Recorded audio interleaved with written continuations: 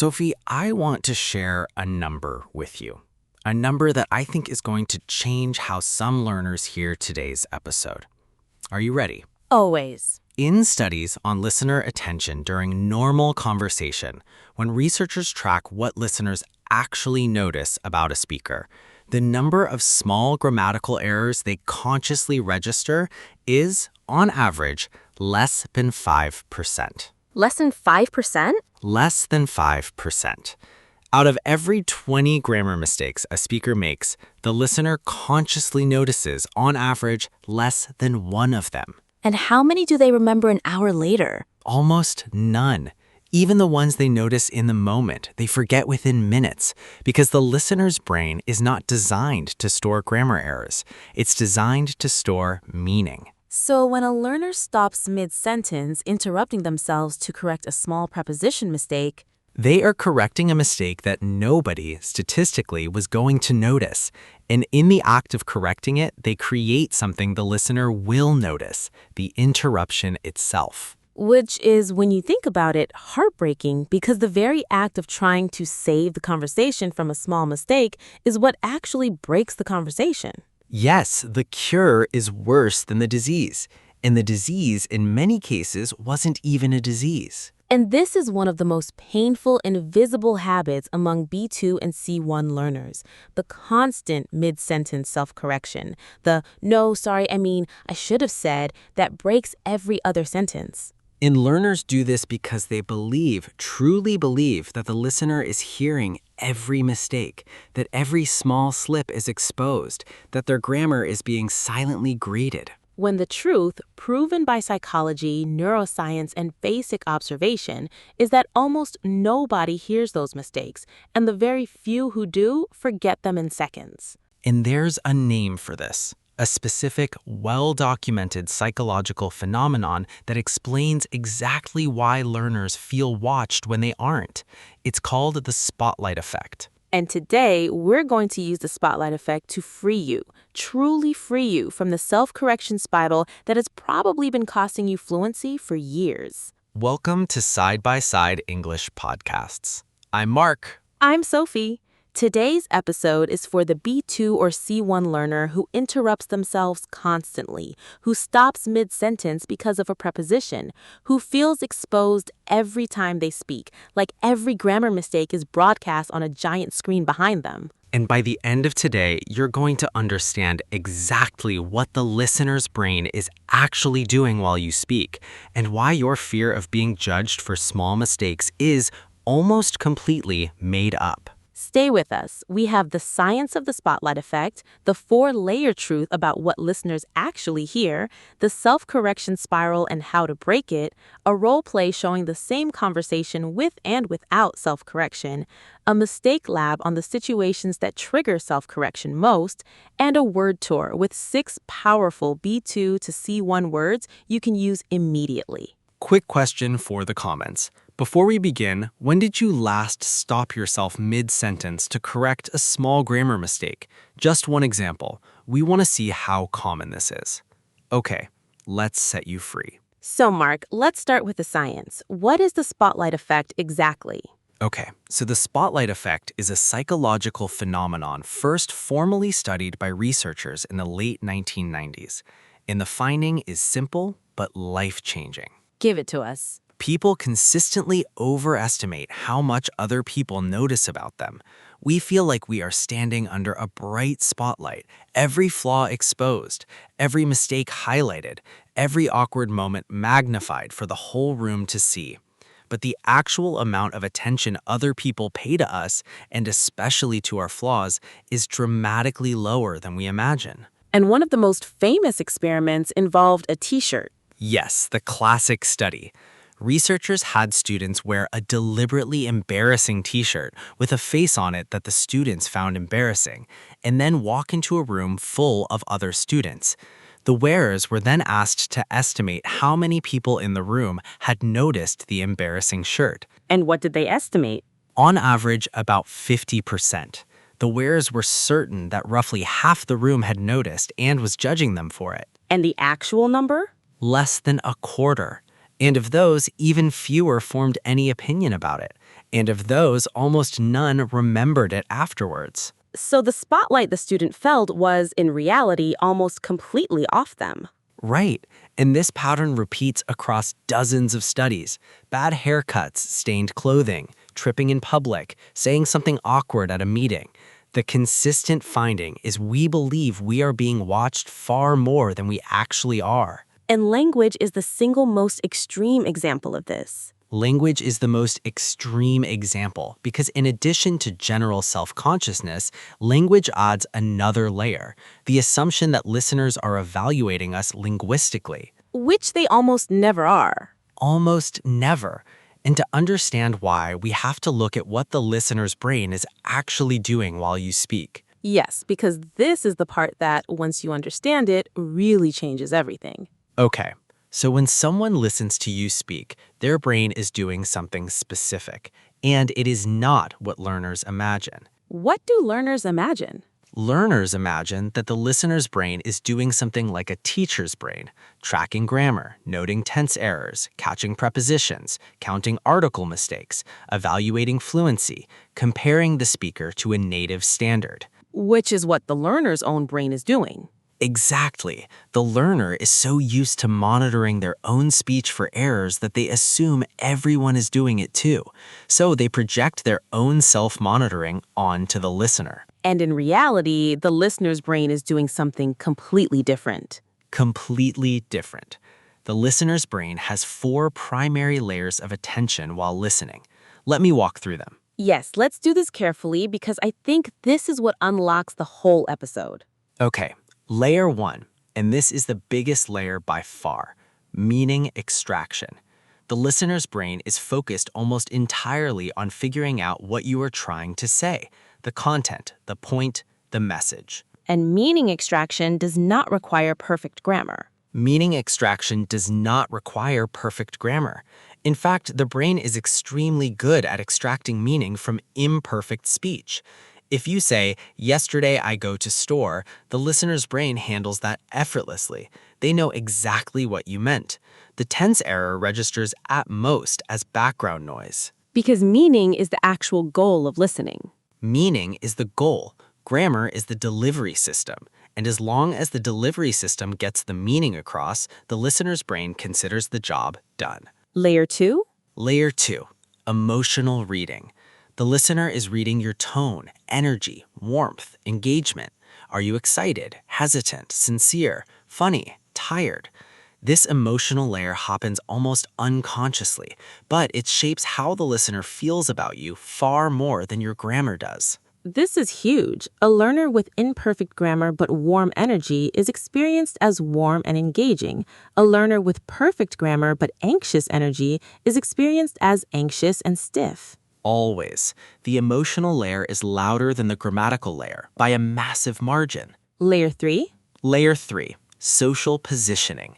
The listener is figuring out who you are in the conversation.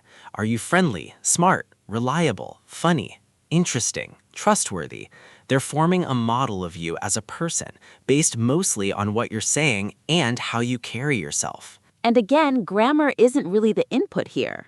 Grammar is almost completely irrelevant to social positioning. People form rich and accurate impressions of speakers from the content of their speech, not the form.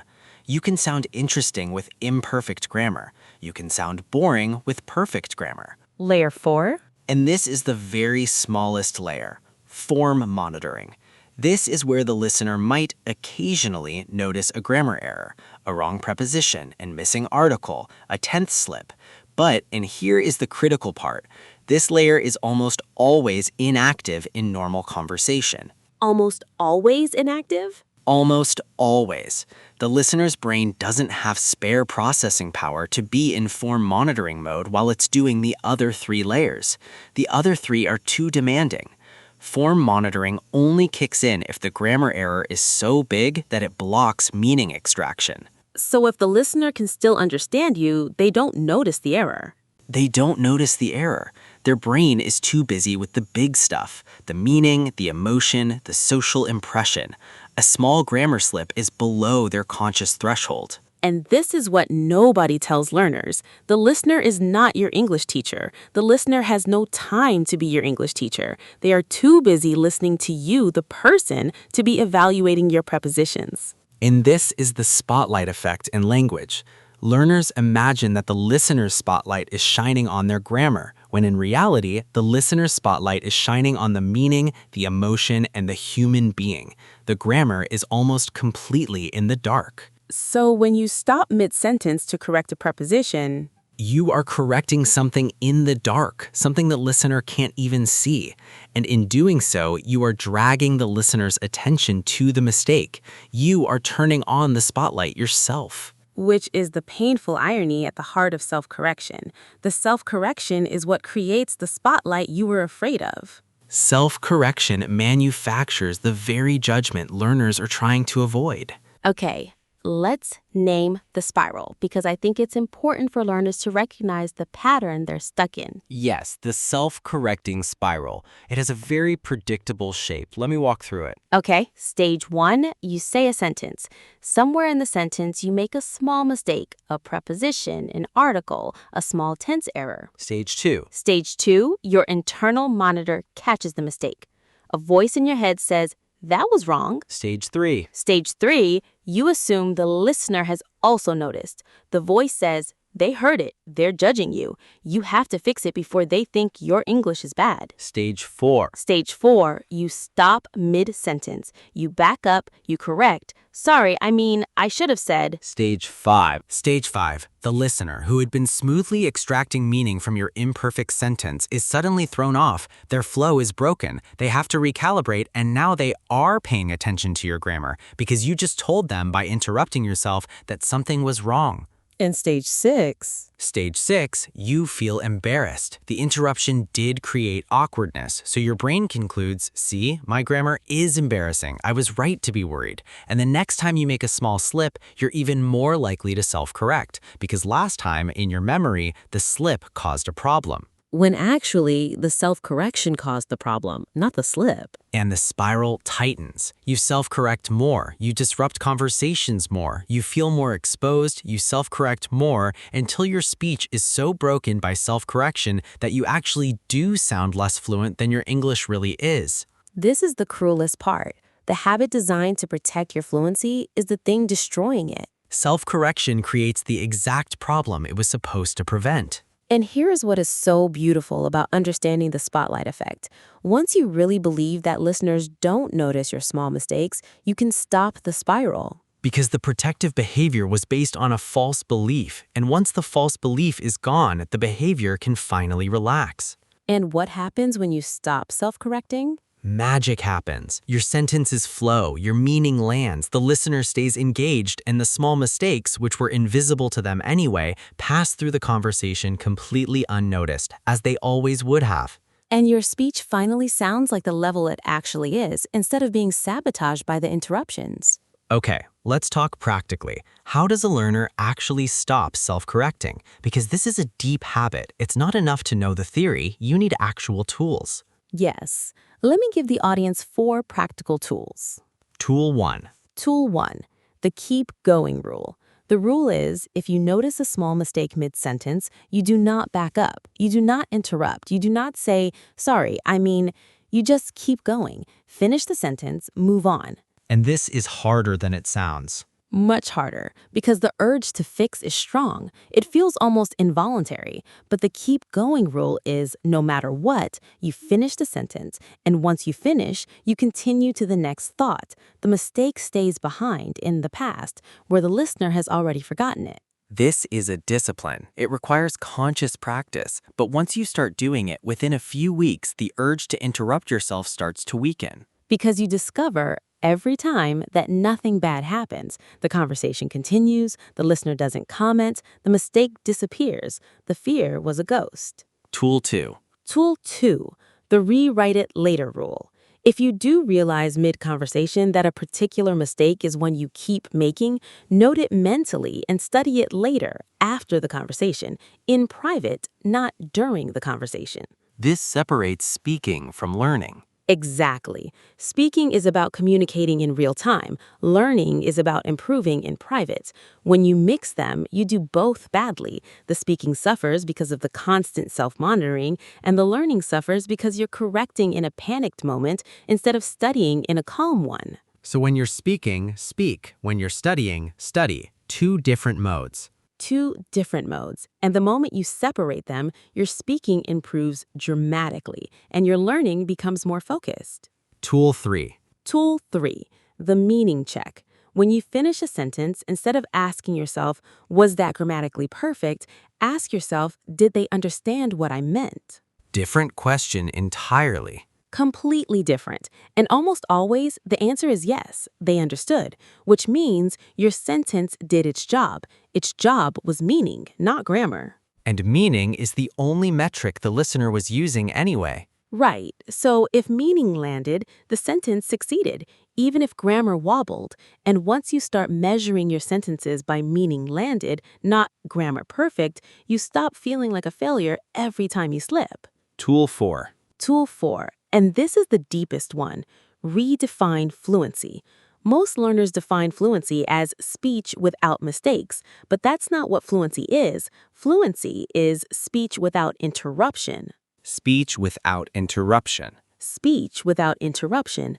A native speaker who restarts sentences, uses fillers, says 5 times, and uses imperfect grammar is fluent because their speech flows. It doesn't stop. It doesn't backtrack. It keeps moving forward. And a learner who speaks careful, grammatically perfect sentences with constant self-corrections is not fluent because their speech doesn't flow, it stutters. Fluency is flow, not perfection. And the moment you accept that, the moment you decide that flow matters more than perfection, the self-correction habit starts to feel unnecessary, even silly. Because you finally see that the self-correction was sabotaging the actual goal. Right. The goal was always fluency, and fluency was always flow, and flow was always incompatible with self-correction. The whole framework was upside down. Okay, let's do a role play. Sophie, let's actually demonstrate this. Same scenario with and without self-correction so learners can hear the difference directly. Yes, let's do it. Mark, set the scene. Okay, casual work conversation. A colleague asks, so how was your weekend? Version 1, the self-correcting version. Oh, my weekend was... I went to the beach. To the beach with my sister. We were swimming. We had been swimming. We swam for many hours, and then we had lunch in a restaurant by the beach. Okay, painful to listen to. Let's count what happened. Yes, I interrupted myself 8 times. I made the listener wait. I drew attention to every small mistake, most of which the listener wouldn't have noticed, and the whole story took twice as long as it needed to tell. And what was the actual story? I went to the beach with my sister, we swam, we had lunch nearby. That's it. A simple, lovely story buried under self-correction. Now, version 2. Same level of English, same level of grammar accuracy, same small mistakes will happen, but this time, no self-correction, the keep going rule. Oh, my weekend was great. I went to the beach with my sister. We were swimming for hours. Honestly, we lost track of time. And then we had lunch at a little restaurant by the water. It was perfect.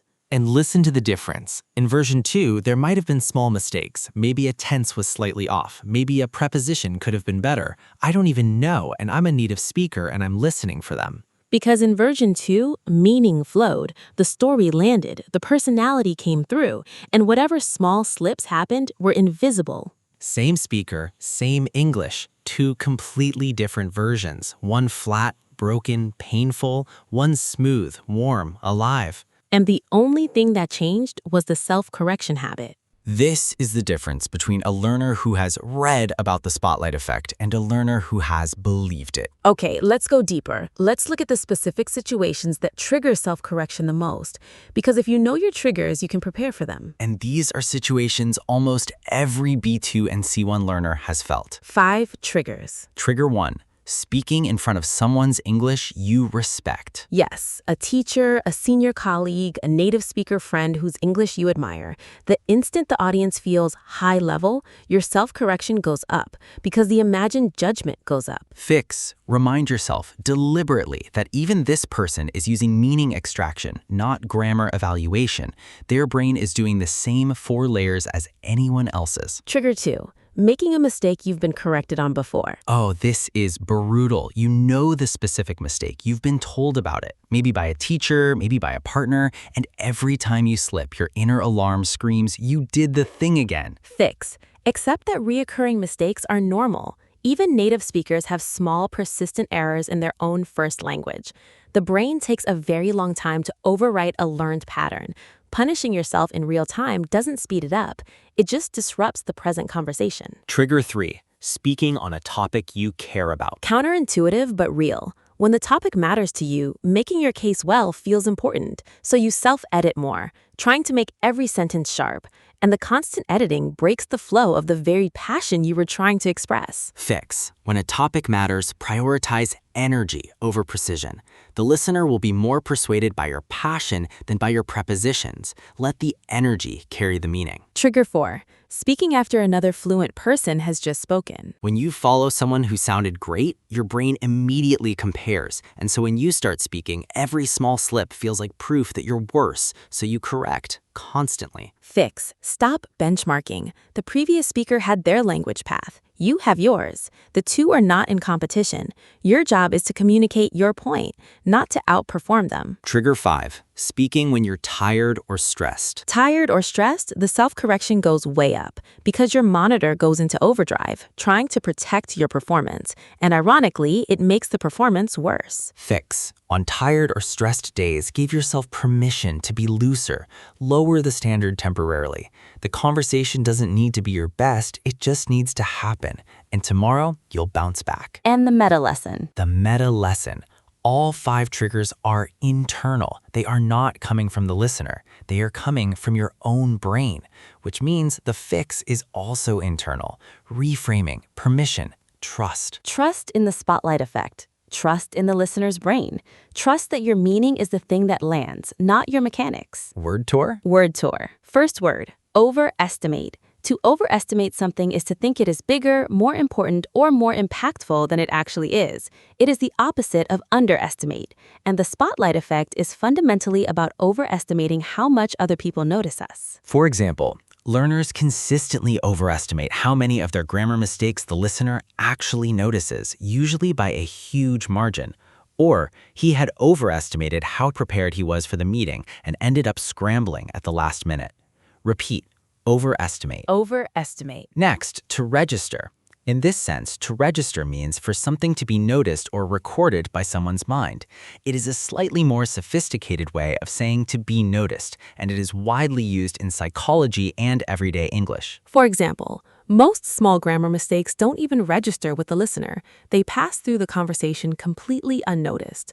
Or the compliment didn't register until later that night when she replayed the conversation in her head.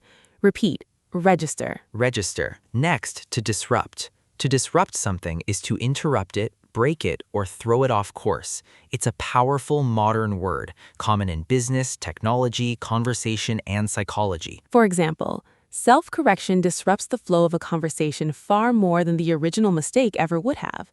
Or, his unexpected question disrupted his entire presentation and he never quite recovered.